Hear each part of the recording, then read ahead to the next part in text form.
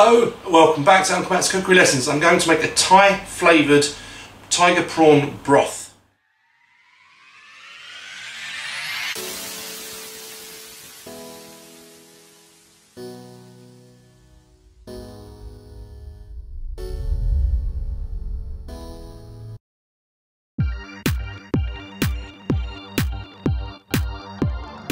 So on the screen there is a recipe. Just notice that there's in two parts. There's what goes in the stock, which will be passed, and then what goes in afterwards to the finished broth.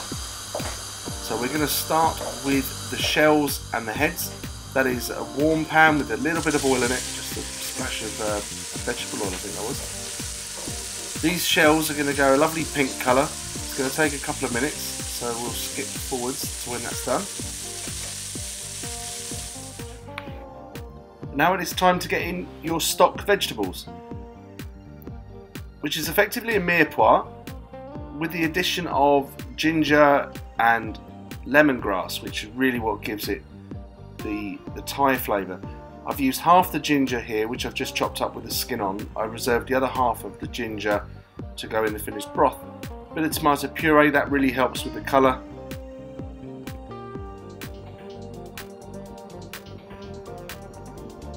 Again, it's several minutes between each of these stages. Once the vegetables start to soften, I put in my vermouth and the white wine.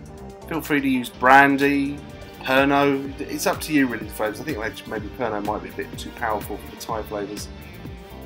And top it up with water.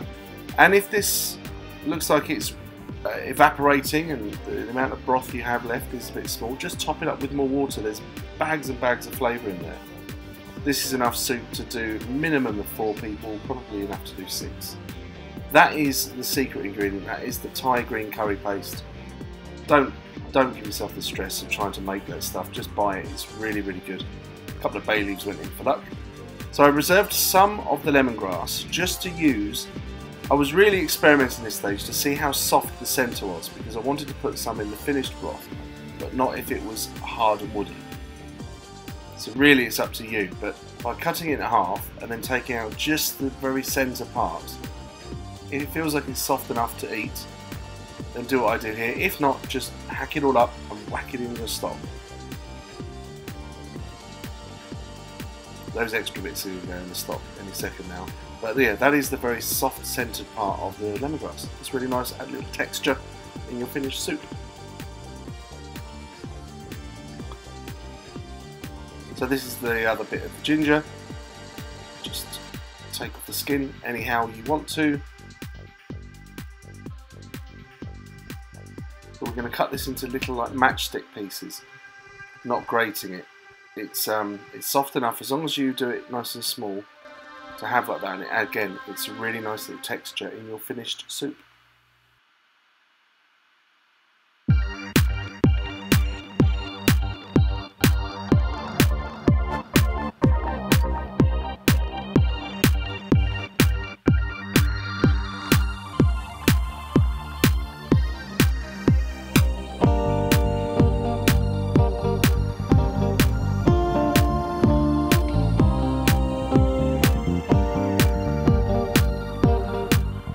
So the spring onions sliced up nice and small, any trimmings in the stock.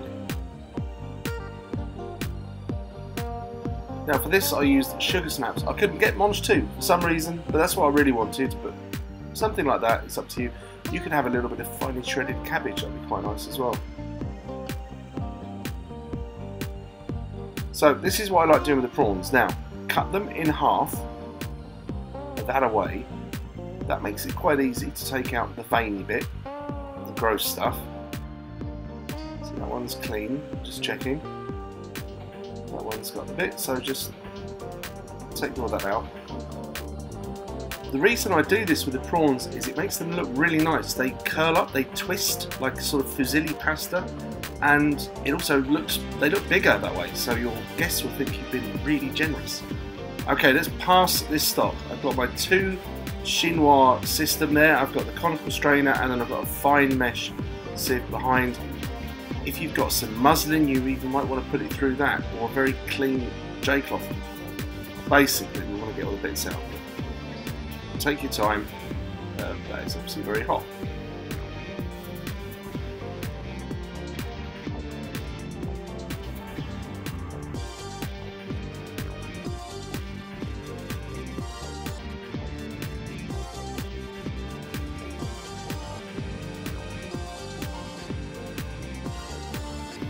Quite a lot of sediment in here, so that's why I'm using a spoon to push it through.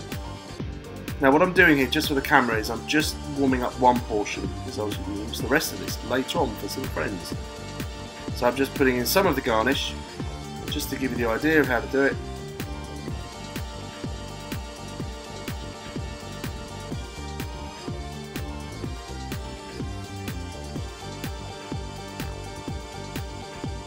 In with a few prawns.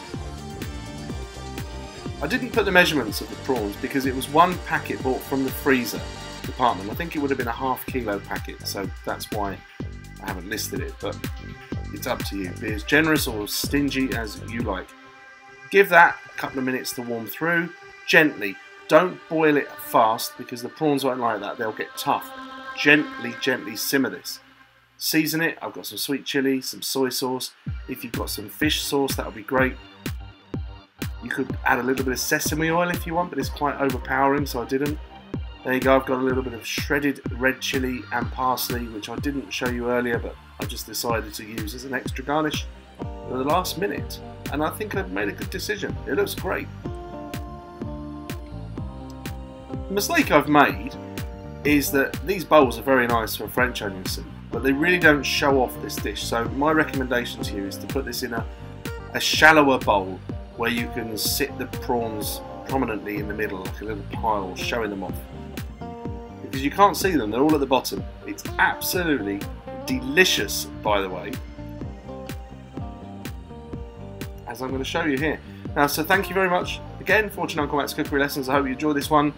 Let me know if you get on with it, and any suggestions for future videos will be happily to receive. And check me out in the next one. Thank you very much. Bye.